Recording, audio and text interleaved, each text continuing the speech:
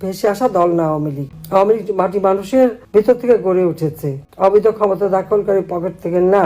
কাজে অবৈধ অসাংবাদিক ফ্যাসিস্ট ইউনূস আর তার দোসর জঙ্গি সন্ত্রাসী খুনি, ইনশাআল্লাহ এদের বিচার একদিন বাংলাদেশে হবে। কিন্তু আমাদের নেতা কর্মী সমর্থক এবং যারা নির্যাতিত তাদের সবাইকে এক হয়ে সোচ্চার হতে হবে, যার যা কিছু আছে তাই নিয়ে প্রতিরোধ গড়ে তুলতে হবে।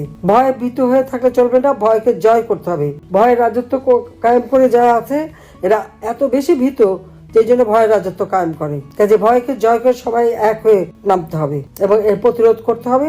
গণতন্ত্র উদ্ধার করা, সকল বন্দীদের মুক্তি দেওয়া, অবৈধভাবে এই ক্ষমতা দখলকারীকে ক্ষমতা থেকে হটিয়ে জনগণের জীবনের নিরাপত্তা নিয়ে আসা এবং দেশের আর্থসামাজিক উন্নতি করা, এটাই আমাদের লক্ষ্য। গণতন্ত্র উদ্ধার করবার জন্য সবাইকে আবার এক হওয়ার আমি আহ্বান জানাচ্ছি। সন্ত্রাস জঙ্গিবাদের বিরুদ্ধে প্রতিরোধ গড়ে তোলার আহ্বান জানাচ্ছি।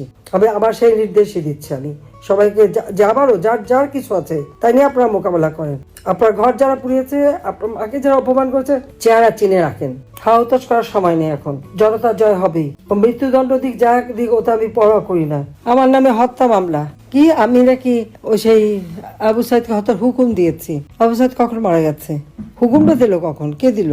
যেখানে এই ইউনূসের সরকারের পুলিশ অফিসার বলছে আগুন লাগালে বা ককটেল মারলে বা মানুষ হত্যা করতে গেলে সরাসরি গুলি করা যায়। তা আবু সাইদ কি করতে গিয়েছিল সেটা কি কখনো কেউ খবর রেখেছে? ভিসির বাড়িতে, রংপুরের ভিসির বাড়িতে আগুন দিয়েছিল, নিচতলা আগুন, গাড়িটারি পুড়ে গেছে। দোতলায় প্রক্টর এবং সকলকে নিয়ে সে মিটিং করছে তখন এই ঘটনা ঘটে। কোনো মতে পিছন থেকে একটা মই দিয়ে তারা বেঁচে যায়, পুলিশ যায় তাদের বাঁচাতে, পুলিশের উপর হামলা করে। তার সাথীদের ঢিল তার মাথায়ও লাগে, সেই মাথায় কিন্তু রক্ত ঝরে এবং পুলিশকে একদিকে সে মারছে আবার বুক পেতে দিচ্ছে। পুলিশ তো রাবার বুলেট ব্যবহার করেছে। এই রাবার বুলেট ব্যবহার করে বলেই কিন্তু যখন বিটিভিতে আগুন দেয় বা বিআরটিসিতে আগুন দেয়, সেতু ভবনে আগুন দেয়, পুলিশ যারা পাহারায় ছিল তাদের রাবার বুলেট ছিল, মেটাল বুলেট ছিল না, সাউন্ড গ্রেনেড ছিল। তখন তারা ভয় ভীত হয়ে পাশেই একটা উঁচু দালান, এটা বোধহয় একটা ইউনিভার্সিটি আছে ওখানে, তার ছাদে যে আশ্রয় নেয়। র্যাব হেলিকপ্টার নিয়ে যে তাদের সেই পুলিশকে উদ্ধার করে। নারায়ণগঞ্জে ব্যবসায় ওখানে আগুন দিলে যারা মালিক সহ যারা ছিল ওরা সব ছাদে চলে যায়, আমাকে ফোন করে, আমি সাথে সাথে হেলিকপ্টার পাঠিয়ে তাদেরকে উদ্ধার করি। এবং সেই র্যাবের হেলিকপ্টার নিয়ে যারা উদ্ধার করেছে সেটাও নাকি হেলিকপ্টার থেকে নাকি গুলি করেছে। হেলিকপ্টার থেকে গুলি করা যায় না, এটা তাদের জানা উচিত। ইউনূস আমলেই তো র্যাবের ডিজি বলে দিল যে র্যাব হেলিকপ্টার থেকে গুলি করেনি, সাউন্ড গ্রেনেড মেরেছে। কিন্তু আমার মামলায় সবার হত্যাকাণ্ডের সব হুকুমদার নাকি আমি নাকি হুকুম দিয়ে এই ঘটনাগুলি ঘটিয়েছি। আমি কেন হুকুম দিতে যাব? আমি তো সবসময় সংঘাত এড়িয়ে চলার চেষ্টা করেছি। ছাত্ররা যখন আন্দোলন করেছে 15 জুলাই পর্যন্ত তাদেরকে একটা টোকা পড়েনি। তারপর তাদের সব দাবি মানা হয়েছে, সব দাবি মানার পরে আসলো তাদের 9 দফা, সেটাও মানলে আসলো 1 দফা। এরপরে আর আমার থাকার কি অর্থ থাকতে পারে? যাদের জন্য এত কষ্ট করে দিন রাত দেশটাকে উন্নত করলাম, দেখলাম তাদের মধ্যে অনেকে নেমে পড়লো। তাদের ধারণা যে আমি না থাকলে খুব ভালো দেশ চলবে। তা বাংলাদেশকে সন্ত্রাসের হাত থেকে মুক্ত করে, জঙ্গিদের দমন করে, আবার এই ধরনের বৈরী যারা বিরোধী দল তাদেরকে শান্ত রেখে মোকাবেলা করে, অথবা তাদের অগ্নিসন্ত্রাস, আগুন দিয়ে পুড়িয়ে, চলন্ত বাসে আগুন দিয়ে পুড়িয়ে বিএনপি সময় মানুষ হত্যা করেছে, চলন্ত ট্রেন, গাড়ি, বাস, তাদেরকে পুড়ে হত্যা করেছে। তো পুলিশ সেখানে যদি পুলিশকে হত্যা করে পা বেঁধে ঝুলায় বা পুলিশকে পা বেঁধে ঝুলিয়ে রেখে হত্যা করে, তো পুলিশ সেখানে অ্যাকশন নেবে না?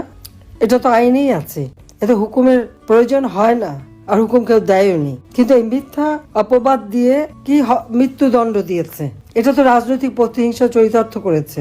গণহত্যাকারী, নারী ধর্ষণকারী, লুটপাট, চুরি যারা করেছিল, অগ্নিসন্ত্রাস, যুদ্ধাপরাধী যারা, সে সময় যারা ক্ষতিগ্রস্ত, তারা তো বিচার পায়নি। ন্যায় বিচার যাতে মানুষ পায় সেই জন্যই এই অপরাধীদের বিচার করা হয়েছিল। কাজে তাদের যে মৃত্যুদণ্ড দেওয়া হয়েছিল তারই প্রতিশোধ নিল, আমি সেটা বুঝি। নইলে এত মিথ্যা বয়ান দিয়ে চিফ প্রসিকিউটর যা বললো, যেখানে তাদের লোক বলছে যে ওরা নিজেরাই আগুন দিয়েছে।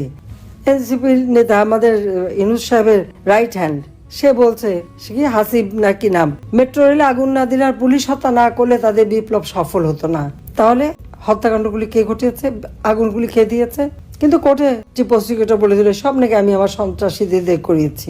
আরো যারা বলছে বিটিভিতে আগুন দিয়েছে সে স্বীকার করেছে, বিআরটিসিতে আগুন দিয়েছে সে নিজের কথা বলেছে, সেতু ভবনে যে আগুন সেও নিজের কথা বলেছে। কিন্তু তারা যা বলেছে সেটা ঠিক, তাতে কি আছে? মিথ্যা বয়ান দিয়ে মৃত্যুদণ্ড দেওয়া, ঠিক আছে, আল্লাহ জীবন দিয়েছে, আল্লাহ জীবন নেবে, আমি তো এটা কেয়ার করি না। তারা যাবে বলছে আন্তর্জাতিক আদালতে, আমি হচ্ছে আন্তর্জাতিক আদালতে যাক, সেখানে গেলে তো আমি বলবো তাদের বলবো যে ওই কবর থেকে লাশ তুলে যেন তারা ফরেন্সিক করে তাদের এক্সপার্ট দিয়ে তারা যেন দেখে কোনটা সত্য এবং কি বয়ান দিয়েছে চিফ প্রসিকিউটর আর ঘটনা কি ঘটেছে সেটাও তারা যাচাই করবে। না যাচাই করে কিছু করবে না, আমি সেটাই চাই, তারা যাচাই করুক এবং যাচাই করার পরে যারা আদালতে দাঁড়িয়ে মিথ্যা বয়ান দেয় তাদেরও বিচার করা হবে, আজকে আমার হাজার হাজার নেতা কর্মীকে হত্যা, শিশুদের উপর নির্যাতন, 16 বছর একটা ছেলে মিছিলে গেল, সেই জন্য সেই শাকিলের পাটা কেটে ফেলে দিল, আমাদের উপর হত্যার দোষারোপ করে 1400, কোথায় 1400?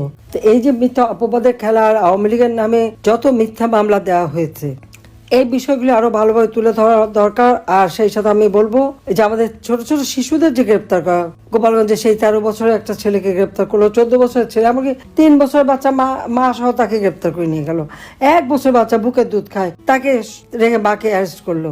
এবং কারাগারে আজকে যে নির্যাতনগুলি চলছে, ভয়াবহ নির্যাতন, তাদের একটা ভালো পরিষ্কার পানি পর্যন্ত দেয় না গোসলের জন্য, ময়লা পানি খেতে দেয় না, ঠিক মতো পানিটাও খেতে দেয় না, ফ্লোরে ফেলে রাখে। মুক্তিযোদ্ধা আমাদের নেতারা, সিনিয়র নেতারা, জনগণের নির্বাচিত প্রতিনিধি, তাদের হাত করা পরিয়ে নিয়ে আসে, ক্ষমতার দাপট দেখাচ্ছে। ওই যে 3 জন যারা এই ছোট্ট শিশুর জন্য কোর্টে যে দাঁড়িয়ে জজ সাহেবকে বলে, ওখানে আইনজীবী নাই, গোয়েন্দা সংস্থার লোক যে কোর্টকে হুকুম দেয় জামিন দেওয়া যাবে না, ওই 3 জনের নাম ঠিকানা খুঁজে বের করেন। এরকম যারা যারা অত্যাচার করবে প্রত্যেকের নাম ঠিকানা রাখেন। সহ্যের একটা সীমা থাকে, এটা সহ্যের সীমা ছাড়িয়ে গেছে, ধৈর্যের বাদ বেঁধে গেছে। কাজে এদেরকে এইরকম মিথ্যা বয়ান আর মিথ্যা কথা বলে আর কতদিন পার পাবে? দেশটাকে একেবারে ধ্বংসের শেষ। তার উপর আমাদের যেসব জায়গা থেকে বাংলাদেশের কিছু আয় রোজগার হতো সেগুলি আবার অন্যের হাতে বিক্রি করে দিচ্ছে। ঠিক যেদিন আমাকে মৃত্যুদণ্ড দিল সেই দিনই চুক্তি হয়ে গেল আমাদের পোর্ট বিক্রির, দিনটাও বেছে নিয়েছে। আপনারা একটু খেয়াল করে দেখেন, এত কষ্ট করে আমাদের এই পোর্টগুলিকে আমি উন্নত করেছিলাম যেন বাংলাদেশের ব্যবসা বাণিজ্য কোভিডের সময়ও আমার বিনিয়োগ বন্ধ হয়নি। সে বছর আমার $2 বিলিয়ন বিনিয়োগ এসেছিল, পোর্ট বন্ধ হয়নি, ব্যবসা বাণিজ্য বন্ধ করিনি, সব ব্যবসায়ীদের বিশেষ প্রণোদনা দিয়েছি, ওই গার্মেন্টস শ্রমিকদের বেতন সরাসরি আমি দিয়েছি, কারণ মালিকরা দিতে পারছে না, তাদের আয় নাই, ঠিক আছে আমি দিয়ে দেবো, তাদের নামে সরাসরি বেতন চলে গেছে। প্রত্যেকটা মানুষের আর্থিক সহায়তা যারা কোনো কিছু করতে পারে না, এবং চিকিৎসা সেবা সকলের সহযোগিতায় বাংলাদেশে কোভিড নিয়ন্ত্রণে যে 5টি দেশ ওয়ার্ল্ডে বাংলাদেশ তার মধ্যে অন্যতম। এগুলি খুব খারাপ কাজ। আর এই বাচ্চা ছেলে মেয়েদেরকে যে বেয়াদব বা যেসব ভাষা, আমার খুব অবাক লাগে, যে সমস্ত ভাষা নিষিদ্ধ পল্লীতে বা বিভিন্ন জায়গায় ব্যবহার হয়, আমি জানি না এরা নাকি লেখাপড়া শেখা জেনজি অমুক সমক, তাদের মুখ থেকে সেই সব ভাষা কিভাবে প্রচার হয় আমার লজ্জা হয় দেখতে এবং জানতে, যে আমাদের জেনারেশনটাকে কোথায় নিয়ে যাচ্ছে, একেবারে নির্লজ্জ করে দিচ্ছে, অসভ্য করে দিচ্ছে।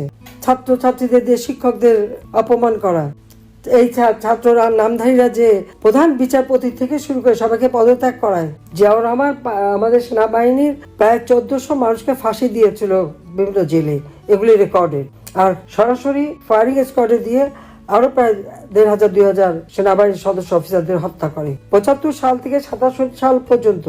এরপর আবার এরশাদ এসে 11 জন সেনা অফিসারকে ফাঁসি দেয়। আজকে যেসব অফিসার জনগণকে রক্ষা করতে গেছে, রাষ্ট্র সম্পদ রক্ষা করতে গেছে, তাদেরকে কারাগারে নিয়ে যায়। আর আওয়ামী লীগকে তো শেষ করে দেবে। ভেসে আসা দল না আওয়ামী লীগ। আওয়ামী লীগ মাটি মানুষের ভিতর থেকে গড়ে উঠেছে, অবৈধ ক্ষমতা দখলকারী পকেট থেকে না। কাজে অবৈধ অসাংবাদিক ফ্যাসিস্ট ইউনূস আর তার দোসর জঙ্গি, সন্ত্রাসী, খুনি, ইনশাআল্লাহ এদের বিচার একদিন বাংলাদেশে হবে। কিন্তু আমাদের নেতা কর্মী, সমর্থক এবং যারা নির্যাতিত, তাদের সবাইকে এক হয়ে সোচ্চার হতে হবে। যার যা কিছু আছে তাই নিয়ে প্রতিরোধ গড়ে তুলতে হবে। ভয়ে ভীত হয়ে থাকলে চলবে না, ভয়কে জয় করতে হবে। ভয়ের রাজত্ব কায়েম করে যারা আছে এরা এত বেশি ভীত, এই জন্য ভয়ের রাজত্ব কায়েম করে। কাজে ভয়কে জয় করে সবাই এক হয়ে নামতে হবে এবং এর প্রতিরোধ করতে হবে। গণতন্ত্র উদ্ধার করা, সকল বন্দীদের মুক্তি দেওয়া, অবৈধভাবে এই ক্ষমতা দখলকারীকে ক্ষমতা থেকে হটিয়ে জনগণের জীবনের নিরাপত্তা নিয়ে আসা এবং দেশের আর্থসামাজিক উন্নতি করা, এটাই আমাদের লক্ষ্য। গণতন্ত্র উদ্ধার করবার জন্য সবাইকে আবার এক হওয়ার আমি আহ্বান জানাচ্ছি। সন্ত্রাস জঙ্গিবাদের বিরুদ্ধে প্রতিরোধ গড়ে তোলার আহ্বান জানাচ্ছি। আমি আবার সেই নির্দেশই দিচ্ছি আমি সবাইকে, যে আবারও যার যার কিছু আছে তাই নিয়ে আপনারা মোকাবেলা করেন। আপনার ঘর যারা পুড়িয়েছে, আপনার মাকে যারা অপমান করেছে, চেহারা চিনে রাখেন। হাউতাশ করার সময় নেই এখন। জনতা জয় হবেই। মৃত্যুদণ্ড দিক যা দিক ওটা আমি পরোয়া করি না, কারণ আমি সবসময় আল্লাহর উপরে বিশ্বাস করে চলি। নইলে যে দেশে আমার বাবার খুনি আর যুদ্ধাপরাধীদের যে ক্ষমতায়, সেই জিয়াউর রহমান, সেও তো 15 আগস্ট হত্যাকাণ্ডের সাথে জড়িত। খালেদা জিয়া, তারেক রহমান সহ ইউনূস বাহিনী, এরা সবই তো 21 আগস্ট গ্রেনেড হামলার সাথে জড়িত। তা আমি তো সেই অবস্থায় দেশে ফিরে আসছিলাম, এসে তো দেশকে উন্নতি করেছি। আওয়ামী লীগকে 20 বছর ক্ষমতায় রেখেছি, এটা তো অস্বীকার করতে পারবেন না যে আওয়ামী লীগ ক্ষমতা আসলে দেশের উন্নতি হয়। আর তাছাড়া বাইরে যারাই আসে তারা লুটপাট করে অবনতি করে, এটা হলো বাস্তবতা। এই কথা জনগণকে বুঝাতে হবে এবং জনগণের শক্তি বড় শক্তি। সবাইকে ধন্যবাদ। জনতার জয় হবেই। জয় বাংলা, জয় বঙ্গবন্ধু, বাংলাদেশ চিরজীবী হোক। খোদা হাফেজ।